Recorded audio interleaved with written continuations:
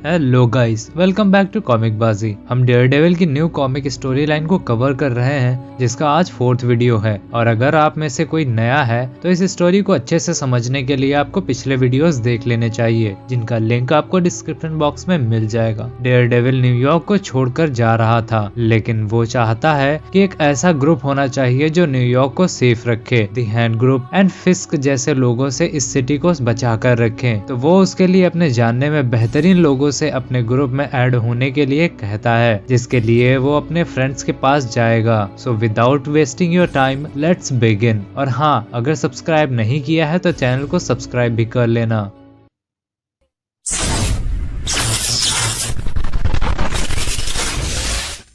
Daredevil अपने एक दोस्त कोल के पास जाता है और इसके साथ उसका ग्रुप ज्वाइन करने के लिए कहता है, लेकिन उसका दोस्त कहता है, लुक, मैं कॉप्स को पकड़ने वाला कॉप हूँ, कोई विजिलेंटी नहीं। ये बात और है कि मैं कभी उनमें से होना चाहता था, लेकिन अब बहुत देर हो चुकी है, मैं तुम्हें नहीं ज्वाइन कर सकता। और तुम ये क्या बात कर रहे हो? न मरने वाले निंजा आर्मी, मैं तुम्हारे साथ इलेक्ट्रा के कहने पर किसी भी निंजा ज़ॉम्बी को नहीं अरेस्ट करने वाला, तो तुम अपना ये प्रपोजल अपने पास ही रखो। डेयरडेविल कहता है, हाँ, ये द हैंड अनडेड आर्मी से भी ज्यादा खतरनाक है, जिससे इस सिटी को डिफेंड करने के लिए ही तो मैं ये ग्रुप बना रहा हूँ। लुक, मैं यहाँ पर तुमसे इसलिए पूछने नहीं आया हूँ कि तुम अच्छे फाइटर हो, तुम मेरे लिए बहुत इम्पोर्टेंट हो, बल्कि इसलिए आया हूँ क्योंकि तुम इस सबसे अलग बहुत अच्छे इंसान हो, और बस मुझे वही चाहिए। अभी के लिए मैं जा रहा हूँ, लेकिन मैं चाहूंगा कि तुम इसके बारे में सोचो। डेयरडेविल वहाँ से चला जाता है। वो जानता है कि कोल बस अभी नाटक दिखा रहा है। एट द एंड वो मान ही जाएगा। डेयरडेविल द हैंड का सामना करके उसे खत्म करना चाहता था, लेकिन उसे वहाँ से जाना ही होगा। लेकिन गोल्डी के साथ जो भी हुआ वो अजीब था।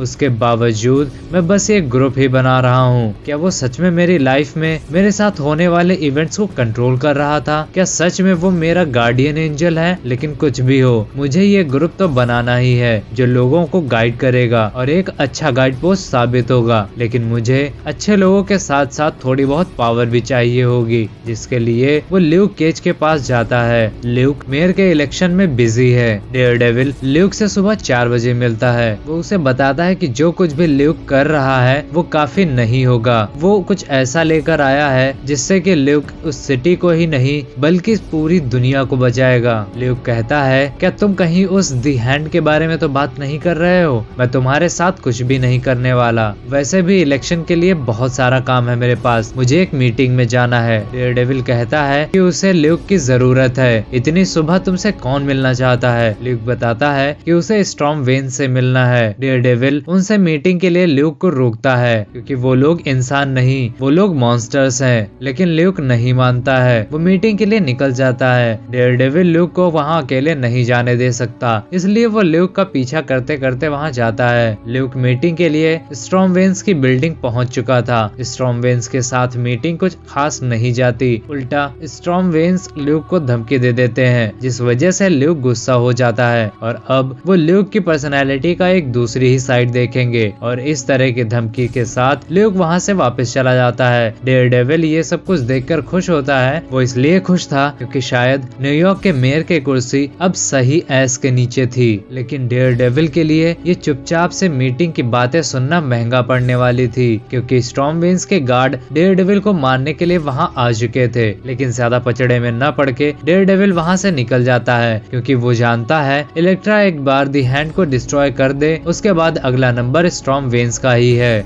लेकिन डेयरडेविल के लिए न्यू थ्रेट उसका सामना करने के लिए खड़ी ही थी। वहाँ पर कोई लेडी आती है, वो डेयरडेविल पर अटैक करती है और उसे बताती है कि वो काफी टाइम से डेयरडेविल से मिलना चाहती थी, क्योंकि उसके पास कुछ ऐसा है जो डेयरडेविल को जानना चाहिए। वो बताती है कि हमारी ऑर्गेनाइजेशन हम्बल ऑर्गेनाइजेशन है, वो अब ग्रोन अप हो चुके हैं। द स्टॉर्म वेन्स ने हमें इस दुनिया का एक्सेस दिया। इस बात पर ट्रस्ट करना बहुत ही मुश्किल है कि डेयरडेविल तुम एक बार फिर फिस्ट को हमारे अगेंस्ट यूज करोगे। डेयरडेविल को उस लेडी को पहचानने में थोड़ी मुश्किल हो रही थी, लेकिन वो उसे पहचान जाता है। वो AKA थी, जिसने इलेक्ट्रा को भी किसी टाइम पर ट्रेनिंग दी थी। ये द हैंड में शायद कोई इम्पोर्टेंट रोल प्ले कर रही है। AKA को हराना तो डेयरडेविल के लिए जैसे मुश्किल हो रहा था। एके कहती है, तुम्हें देखकर ऐसा लग रहा है कि तुम बहुत ही ज्यादा क्यूरियस हो रहे हो ये जानने के लिए कि आखिर द हैंड को लीड कौन कर रहा है। तो मैं तुम्हें यहाँ पर यही बताने के लिए आई थी कि द हैंड को लीड करने वाला कोई और नहीं बल्कि तुम्हारा ही friend Frank Castle the Punisher है। वही हमारा मैडमैन है। डेयरडेविल कहता है, तो तुम मुझे सब कुछ क्यों बता रही हो? तुम तो यहाँ मुझे मारने के लिए आई हो,